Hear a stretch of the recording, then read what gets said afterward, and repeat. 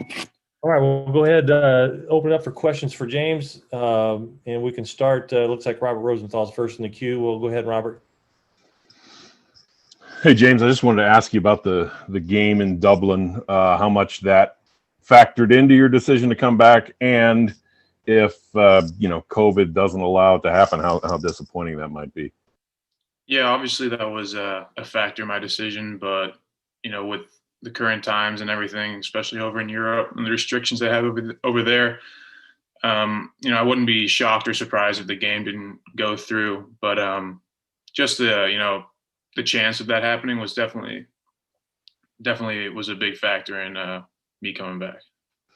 And how much did both Blake and Ethan coming back, having the kind of the whole, all three of you doing it one more time together, how much did that factor in?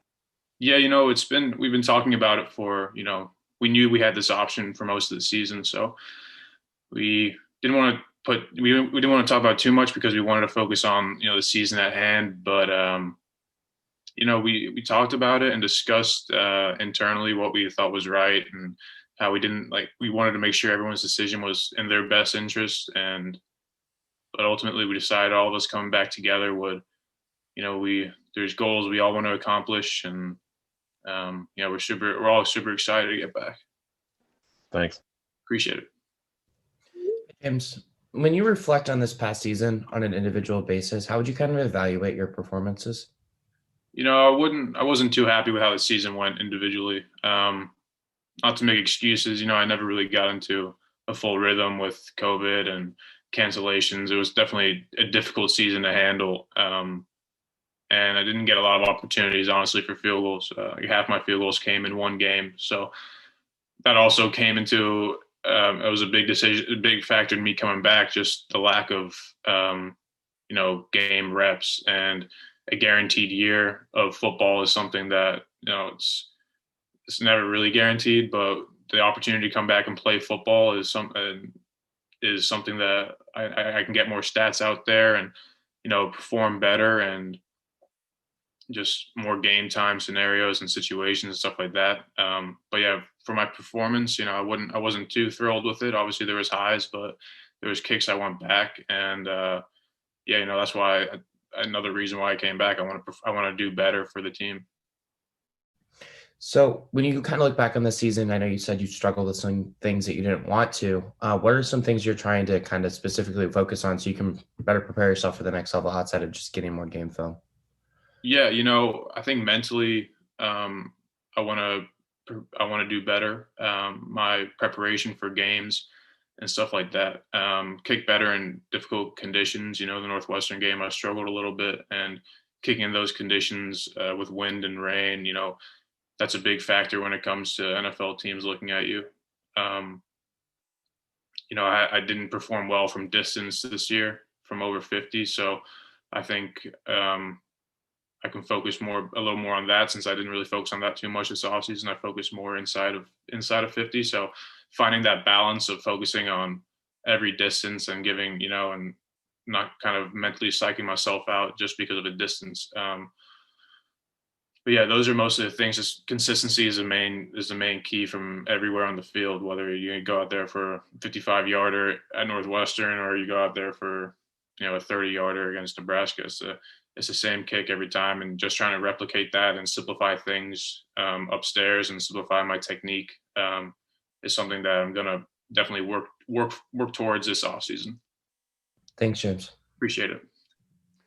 Hey, James, hope you're well, man.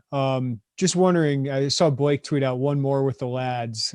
Just that part of it. I know you guys are a really tight KPS unit. Just having one more year of college and one more year of college football together, what's that mean for you?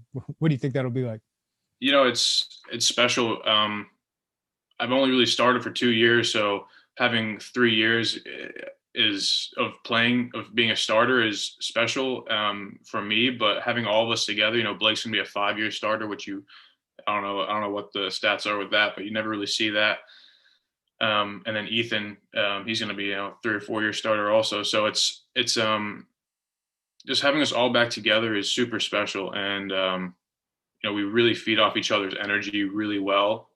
We all know each other really well at this point. We've been together for a long time, more than most KPS units have been together in college. So there's no reason why we all can't perform at the highest level next year, and we all have high expectations for ourselves. And I think, obviously we didn't make the decision solely off each other coming back, but definitely, like I said before, had a huge factor in all of us coming back. And I think we're just all super excited to get going. And, Ethan unfortunately had an injury at the end of the year there. So he's going to be in rehab for, this off season and fixing his knee up. So we're wishing him the best with that. But I think, that everyone in the room is just like super, super excited for next year. I know every position group spends time with each other, but you guys seem to have, I don't want to say downtime, but I guess it's a little bit more like talkative time, I guess. Yeah. Like, what is the uniqueness of that camaraderie you build as a KPS unit? I think it's just, I guess, because we have to just communicate with each other on a different level. It's not all X's and O's, it's a lot of emotion that goes into it. There's a lot of mental preparation, visualization, whatever that is, whatever we want to do. But we basically are all each other's caddies, if you want to put it in that perspective. So like we all, if Blake and I will talk about what kind of kick I want to do here and how he'll hold the ball for the conditions, and just having that communication, we work on that through the week. It's not a game day thing. And just building that trust we have in one another. We have so much trust. I have trust that Ethan's going to snap the ball to Blake, and Blake's going to put it down on the spot. And Blake has trust in Ethan that he's going to snap the ball to him on punts, and and everyone has trust in Blake that he's going to kick the ball well and punt the ball well. So, yeah, I think how you build that trust is through communication, and we've all just become really close friends through it all, and we've been through the highs and lows together, and I think we're a super strong group. Thanks, James. Appreciate it. Appreciate it, Jeremy. Hey, James, I had a question. I mean, you and Coach Ligg are obviously spoken very highly of him. As Coach Bielema fills out this coaching staff, maybe don't entirely know what it'll look like. Did that weigh into anything at all for you in terms of extra thought about returning? Yeah, I'm not really too sure about the coaching changes. I can't really speak on that part, but Coach Bielema was definitely a huge factor in me coming back. I wanted to see who Mr. Whitman would hire, and when he hired Bielema and he came and talked to us and talked to the seniors, I instantly was bought into his message, and I saw a lot of smiles around the room, and I saw a lot of people excited about him being there, and that for me meant a lot because I've been through a lot with this program, and I think for my senior year, I want to end on a high. And I think Coach Bielema is really the guy to do that. His message was, it was emotional, it was passionate, it was, all about culture, and it was the things I love to hear, and the things I think that this team needs to improve on. And yeah, honestly, I think Mr. Whitman couldn't have done a better hire in this situation. And I really think, having Coach B there and the message that he portrayed through the team was definitely a huge reason for me staying back. And then I'm curious, like two of your roommates, Brandon and Doug, said they're coming back. Did you guys have any, obviously you talked with the KPS unit, but like, were there any like living room talks about, hey, what do we do? How do we announce this? What was that like just going through that with those guys who literally share a roof with you? Yeah, it was definitely, it was weird because you didn't really want to step on anyone's toes and ask them questions, that they didn't want to answer, even though they are your best friends.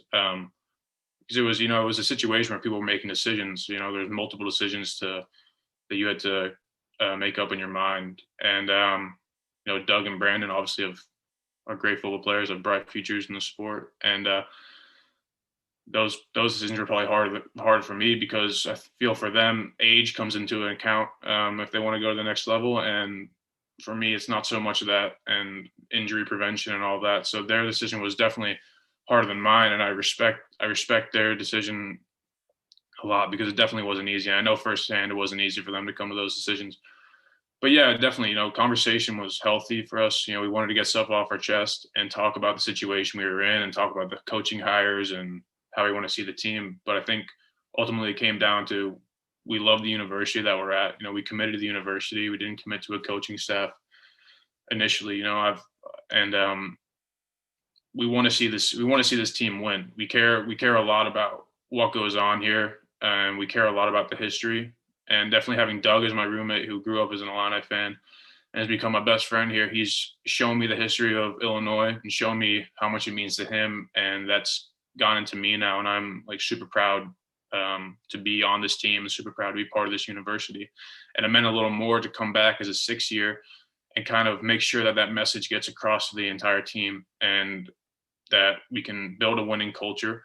And I think having Doug back and us seniors back can really help that. So it was more of a, we had a responsibility and we had to pay our debts back to the university for investing in us. And hopefully that'll, pay dividends to the future of Illini football.